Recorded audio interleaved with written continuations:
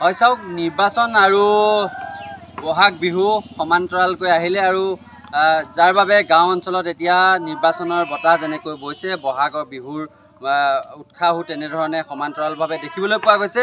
মই কেমেৰা সহযোগী এটা দৃশ্য দেখুৱাবলৈ অনুৰোধ জনাইছোঁ, কিয়নো বিহু আৰু নিৰ্বাচন সমান্তৰালভাৱে আহিলে, গতিকে এগৰাকী প্ৰাৰ্থীক ব্যতিক্ৰমীভাৱে ৰাইজৰ চোতালে চোতালে তেখেতে ভোট ভিক্ষা কৰিছে আৰু বিহু আৰু ভোট একাকাৰ কৰি দিছে এগৰাকী মহিলাই। তেওঁ ঘৰৰ গৃহস্থৰ চোতালে চোতালে গৈ এনেধৰণে বিহু মাৰি ভোট বিচৰা দেখিবলৈ পোৱা গৈছে। ব্যতিক্ৰমী এই দৃশ্য ডিমৌৰ পালেঙিৰ, আৰু পালেঙিৰ এইগৰাকী প্ৰাৰ্থীয়ে এতিয়া তেওঁৰ যি এলেকা, সেই এলেকাৰ গৃহস্থৰ ঘৰে ঘৰে গৈ বিহু মৰাৰ লগতে তেওঁ ৰাইজৰ গৃহস্থৰ ঘৰত ভোট ভিক্ষা কৰিবলৈ দেখিবলৈ পোৱা গৈছে। আৰু আমি কেনেধৰণে বিহু মাৰিছে অলপ সেয়া চাইছোঁ।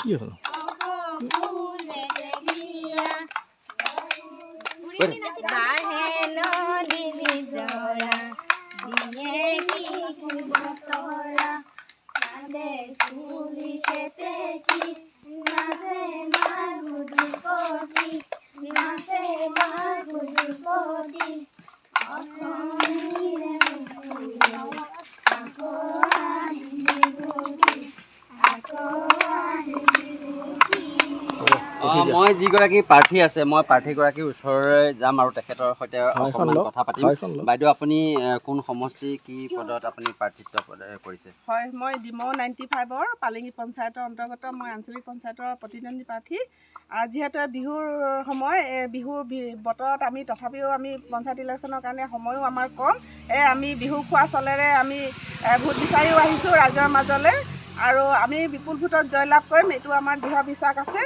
আৰু ৰাইজে আমাক পূৰ্ণ সঁহাৰি জনাইছে, ইয়াকে কৈছোঁ। আৰু আপুনি নামটো নক'লে? মোৰ নাম শ্ৰীমতী জোনালী বাগটি, মই পালেঙি দাধৰা মানে প্ৰতিদ্বন্দ্বী প্ৰাৰ্থী পালেঙি পঞ্চায়তৰ অন্তৰ্গত। বিহুৰ লগতে ভোট বিচাৰি আহিছোঁ আৰু বিহু খোৱা চলেৰে আহিছোঁ, আৰু ৰাইজৰ লগত আমি অকণমান ফূৰ্তিও কৰিছোঁ। যিহেতু আমাৰ সময়ো কম, সেইকাৰণে আমি ঘৰত থকা নাই, আৰু আমি এইখিনি সময়তে আমি ফূৰ্তিও কৰিছোঁ, আমাৰ মানে নিৰ্বাচনী প্ৰচাৰো চলাইছোঁ। হয়, অকণমান বিহু নাচিবলৈ মই সকলোকে অনুৰোধ জনাম, অলপ বিহু চাম। খেতি কৰি লাহৰি মাকো মাৰি তাতে নগৈ আছিলা, আমি গৈ ওলালো তাত লাহৰি বহিবলৈ পীৰা পাৰি দিছিলা। হয়, আৰু এনেধৰণে এতিয়া যি নিৰ্বাচনী প্ৰচাৰ চলি আছে, বিহুৰ সমান্তৰালকৈ গাঁৱে ভূঞে আচলতে নিৰ্বাচনৰ বতাহ বোৱাও দেখিবলৈ পোৱা গৈছে।